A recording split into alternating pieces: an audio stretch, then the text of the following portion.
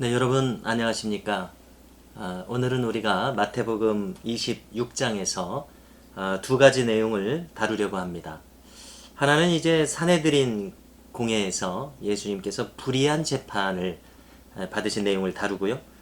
또 하나는 이제 그 대제사장의 관정에서 베드로가 예수님을 부인했었던 그런 현장을 한번 살펴보겠습니다. 자, 먼저는 우리가 이제 마태복음 26장 57절에서 68절의 내용입니다. 산헤드린 공회에서 이제 불의한 재판이 펼쳐집니다. 예수님께서는 목요일 밤에 감람산에서 잡히신 후에 곧장 대제사장 가야바의 관정으로 끌려가셨습니다. 여기서 이제 산헤드린 공회가 소집되었습니다. 그런데 우리는 이 산헤드린 공회가 공식적인 회집이었는지 예수님에 대한 공소장을 만들기 위한 단순한 신문이었는지 이것이 불분명합니다. 그렇지만 이제 분명한 사실이 하나 있습니다. 이것은 그 예수님을 사형에 처하기 위한 목적을 정해놓고 그 목적을 달성하기 위해서 부수적인 절차들에 대해서는 크게 신경 쓰지 않은 재판이었다는 사실입니다. 그래서 이 재판의 절차를 우리가 따지게 되면은 위법성이 많이 있습니다. 그렇지만 이미 이 사람들은 이 악의적인 재판을 하기로 마음먹은 자들이었습니다. 그러니까 그 사람들이 무엇을 꺼리겠습니까? 무엇을 두려워하겠습니까? 이것이 바로 세상이 악을 행하는 방식입니다. 여기 이 대제사장들과 서기관들, 바리새인들 이 사람들은 유대인들의 정치와 종교의 지도자들이었습니다. 그렇지만 여기서 우리가 그들에게 정의를 기대한다는 것은 아주 순진한 생각입니다. 그런 생각을 가져서는 안 됩니다. 이 사람들은 당대의 그 어떤 사람들보다도 부패한 사람들이었습니다. 가장 정치적인 자들이었습니다. 이 정치적인 권모술수에 능한 사람들이었습니다. 수단과 방법을 가리지 않는 그런 부류의 사람들이었습니다. 우선 이 대제사장이라는 사람부터 그 직위가 정통성이 없습니다. 그들은 이 태생적으로 로마 당국에 아부하지 않고는 살아남을 수 없는 바탕을 가지고 있었습니다. 그렇기 때문에 그들에게 정의를 요구한다? 이것은 아예 포기해야 됩니다. 어떻습니까? 그렇다면 이 재판의 결과는 너무나 뻔한 것 아니겠습니까? 이 재판은 참으로 악의적인 재판으로 일관합니다. 자, 이 현장에서 있었던 이 산헤드린 공회가 공식적인 회의라고 하면은 다음에 몇 가지 문제점들을 우리가 생각할 수 있는데요. 첫 번째로는 이 당시의 그 유대 법률상으로 최고의 법정입니다. 이 산헤드린 공회 70일인의 이 공회는 형사 사건을 다룰 때 낮 시간에 진행해야 한다는 법규가 있었습니다. 그리고 이제 지금은 유월절이 바로 조금 전 저녁에 시작되었습니다. 그래서 이 유월절 기간에는 사건을 처리할 수가 없었습니다. 그리고 또 이 사람들이 유죄를 선고하려고 하면은 하룻밤을 지난 다음에 최종적인 선고가 이루어져야 됩니다. 왜 그러냐면 이 재판정이 자비를 베풀 수 있는 시간적인 여유를 둬야 된다는 규정이 있었습니다. 아주 이 자비로운 법규죠. 자, 그리고 이 산헤드린의 결의가 인정이 되려면은 성전 안에 위치한 이 산헤드린의 본당에서 가결이 되어야 합니다. 지금 장소가 잘못되었습니다. 대제사장의 관저입니다. 자, 그리고 이 모든 증거는 율법에서 말하고 있는 대로 두 사람의 증언이 합치되어야 합니다. 그리고 또 한 가지 중요한 것이 있습니다. 위증을 할 때는 사형으로 다스리는 그런 엄중한 법정이었습니다. 자, 그런데 중요한 것은 무엇입니까? 오늘 이 산헤드린은 지금까지 말한 모든 규정을 위반했습니다. 여러분, 그들이 그 예수님에 대한 증오가 얼마나 큰지를 알 수 있습니다. 이 불법적인 재판 아닙니까? 이것은 오직 예수님의 사형을 목적으로 하는 것이기 때문에 이 절차라고 하는 것은 완전히 무시되고 있습니다. 그들은 이 전격적으로 예수님의 사형을 결정하고 말았습니다. 여러분, 여기서 우리는 이 위선의 죄, 이것이 얼마나 심각한가 생각해 보게 됩니다. 참고로 우리가 단테의 신곡을 아시죠? 거기 보면 이제 지옥도가 나옵니다. 저는 이 단테 신곡의 지옥도가 모든 인류의 경험을 좀 집대성해서 표현한 것이다. 이렇게 생각을 해봤습니다. 가장 깊은 지옥은 이제 9층 지옥인데요. 이곳은 배신자들이 갑니다. 혈육에 대한 배신, 민족에 대한 배신자, 은혜를 배신하는 사람. 이것을 가장 큰 죄로 보았던 겁니다. 자, 그 다음에 깊은 지옥이 8층 지옥입니다.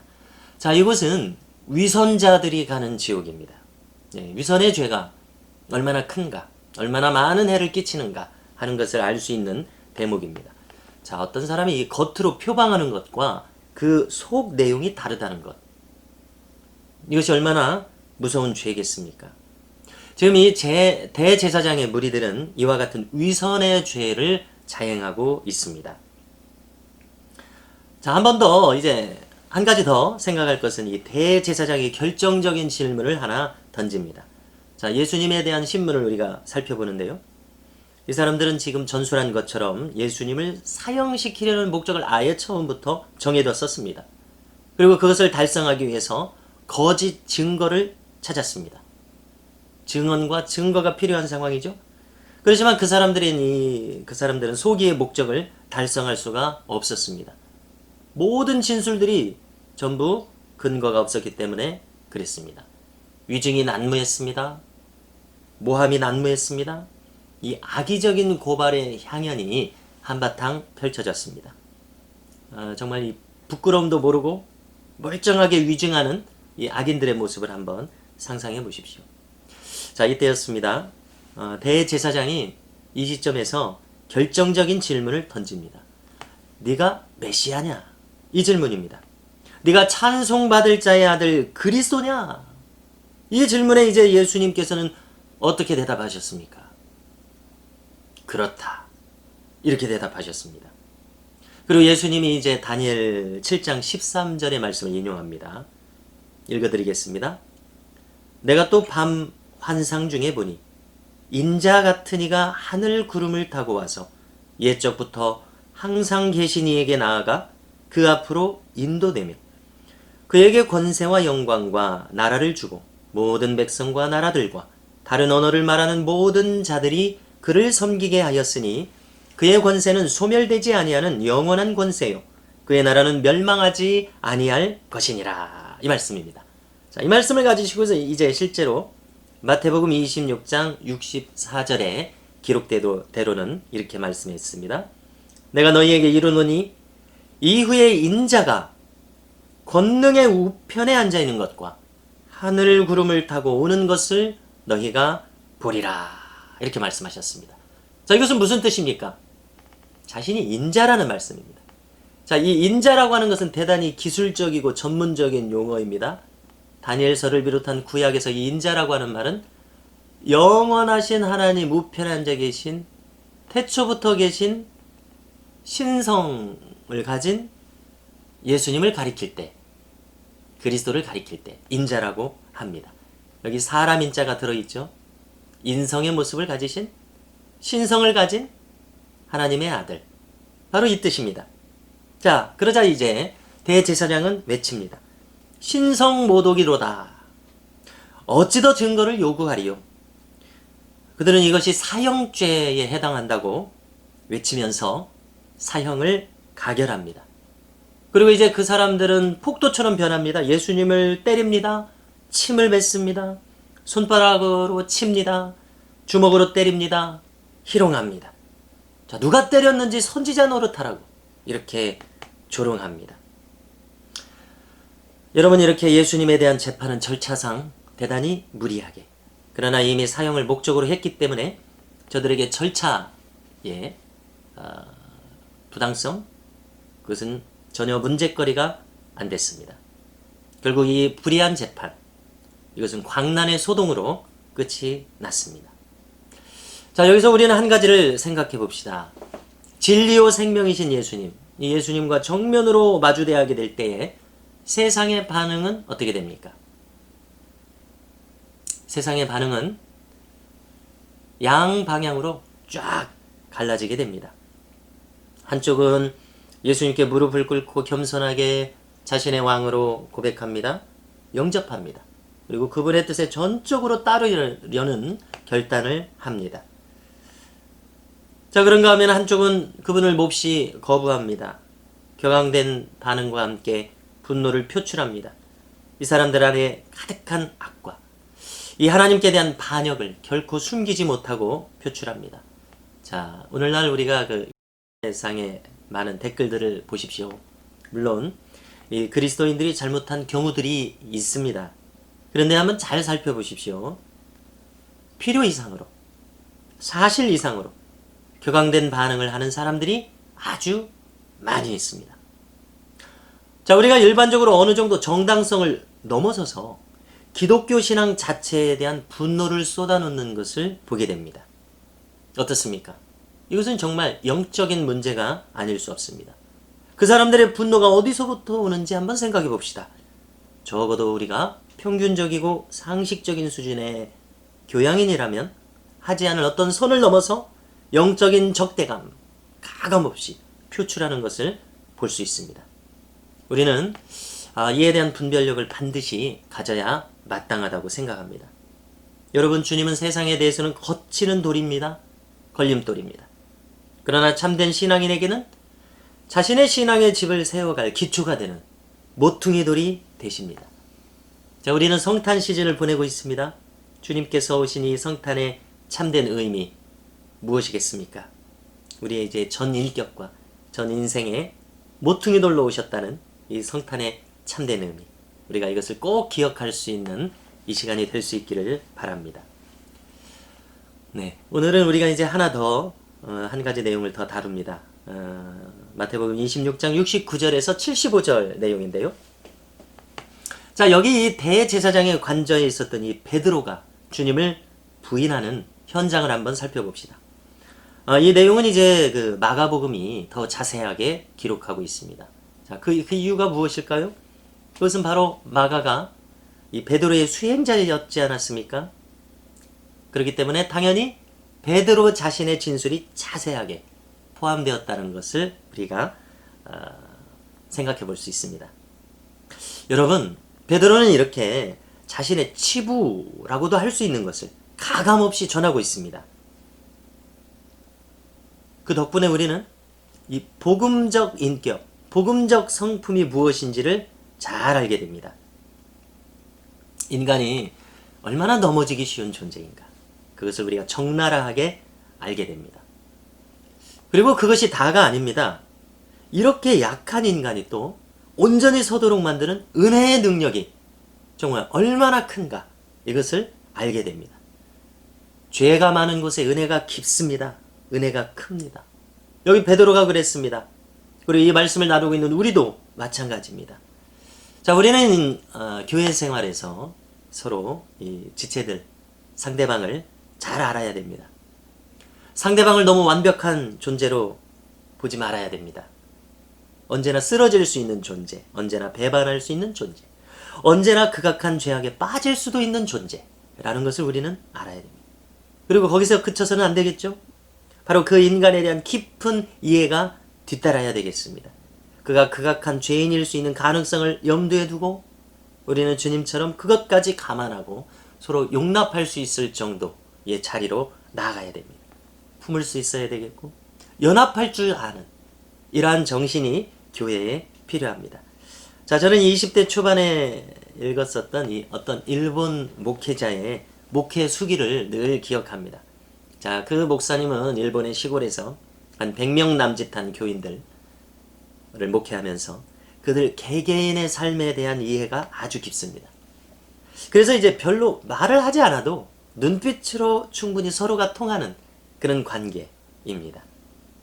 자, 어떤 한 여성도 인생 역정을 잘 알고 있는 이 목사님이 이제 눈빛으로 고개를 끄덕이기만 해도 그날의 안부가 물어집니다. 그리고 이제 무언의 신방이 이루어집니다. 어떻습니까? 여기에 깊은 신뢰가 형성되어 있습니다.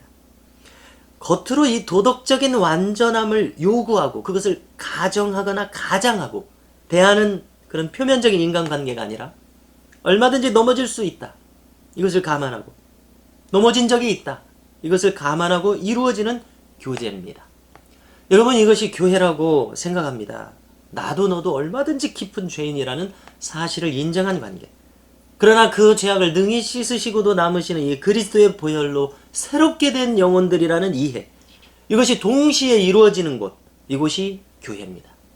그래서 서로에 대해서 많은 것을 기대하지 않기도 하면서 동시에 서로 간에 얼마나 상대방이 큰 은혜를 입은 존재인가, 나도 얼마나 큰 은혜를 입은 존재인가에 대한 그리스도 안에서의 서로에 대한 신뢰, 이 이해가 있는 이 관계가 성립되는 교회.